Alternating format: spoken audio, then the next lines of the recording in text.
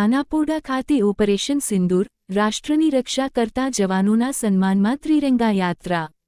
કપરાડા તાલુકાના નાનાપોડા ગામે આજે એક વિશિષ્ટ ત્રિરંગા યાત્રાનું આયોજન કરવામાં આવ્યું, જેનું મુખ્ય ઉદ્દેશ્ય રાષ્ટ્રની રક્ષા માટે પોતાના પ્રાણોને આજીવન પર અને દેશ માટે અનમોલ યોગદાન આપનારા જવાનોને સન્માન આપવાનો હતો। આ યાત્રાનો અધ્યક્ષપણ પૂર્વ મંત્રી અને કપરાડા ધારાસભ્ય શ્રી જીતુભાઈ ચૌધરીના માર્ગદર્શન હેઠળ કરવામાં આવ્યો। ત્રિરંગા યાત્રામાં વિવિધ વિસ્તારોના નાગરિકો, સરકારી અધિકારીઓ અને વિદ્યાર્થીઓએ ભાગ લીધો। યાત્રા ગામના મુખ્ય રસ્તાઓ પરથી પસાર થઈ અને ત્યાં લોકશાહી અને સૈનિકોની જવાનો સાથે સન્માનનું બલિદાન કરાયું। આ આયોજનોના માધ્યમથી લોકોએ યોદ્ધાઓના પ્રશંસા અને તેમના વિશ્વસનીયતા માટે આભાર વ્યક્ત કર્યો અને સાથે સાથે યુવાનોને ભારતના રાષ્ટ્ર માટે પોતાના ફરજને પૂરો કરવા માટે પ્રેરણા પણ મળી। આ યાત્રા ભારત માતાની જય જયકાર સાથે પૂરી થઈ અને દરેક વ્યક્તિના ચહેરા પર દેશભક્તિનો ઉમંગ જોવા મળ્યો। નાનાપોડા બિરસા મુંડા સર્કલ પાસે એકત્રિત થઈને 1 મિનિટનું મૌન પાળી શહીદોના આત્મા માટે પ્રાર્થના કરવામાં આવી હતી। આ યાત્રા દરમિયાન જિલ્લા પંચાયત સભ્ય ગુલાબભાઈ રાઉત, એપીએમસી ચેરમેન મુકેશભાઈ પટેલ, કપરાડા ભાજપ સંગઠન પ્રમુખ વિપુલભાઈ ગોયા, પૂર્વ પ્રમુખ ભાજપ સંગઠન કપરાડા રમેશભાઈ ગાવિત, તાલુકા, જિલ્લા પંચાયતના સદસ્યો, સરપંચો અને અગ્રણીઓ જોડાયા હતા। વાત કરી વિપુલભાઈ વાત કરી એ વાતને હું રિપીટ નથી કરતો, કારણ કે આપણે કદાચ ભારત દેશની બોર્ડર પર ન જઈ શકીએ તો નાનાપોડાના ચોકટ પર ચોક્કસ આવી શકીએ। જ્યારે તિરંગા યાત્રા એટલે ભારત દેશની આન બાન અને શાન, અને હંમેશા ભારત દેશની આન બાન અને શાન માટે કોઈ પણ રાજકીય પાર્ટીઓ, બધા જ રાજકીય પાર્ટીએ સાથે મળીને એકી અવાજે ભારત દેશની અંદર આતંકવાદી ટેરરિસ્ટ જે હુમલા થયા, પહેલગામનો હુમલો થયો,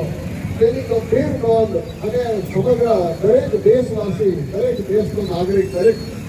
દરેક દેશનો નાગરિક ચિંતા કરતો કે આ ખોટું થયું છે અને આવું થવું ન જોઈએ। તેના સાથે ભારત દેશ યશસ્વી પ્રધાને જે સિંદૂર ઓપરેશન જે શરૂ કર્યું અને એમાં જે અમારા 2 ઓફિસરો શહીદ થયા, એમના માનમાં અને આપણા ભારત દેશના નાગરિકો જેમનો આતંકવાદી દ્વારા મૃત્યુ એટલે કે આતંકવાદી દ્વારા એમનું મોત કરવામાં આવ્યું છે, એવા તમામ 26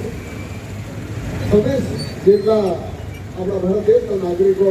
એમને પણ આપણે આજે હંમેશા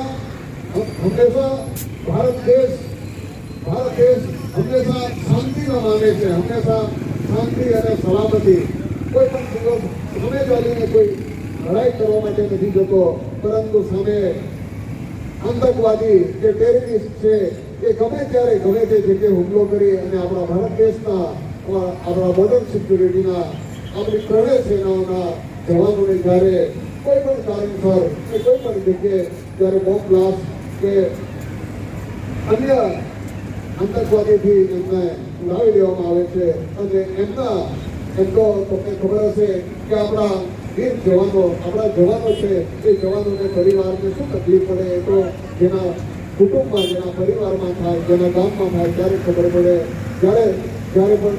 આવું કોઈ પણ ઘટના બને ત્યારે આપણા દેશના જવાનો માટે આખું ગામ, આખો વિસ્તાર ભેગો થઈ જાય, એક થઈ જાય અને એક જગ્યાએ એમને પણ આપણે તો શું કરી શકીએ, આપણે ખાલી એટલું જ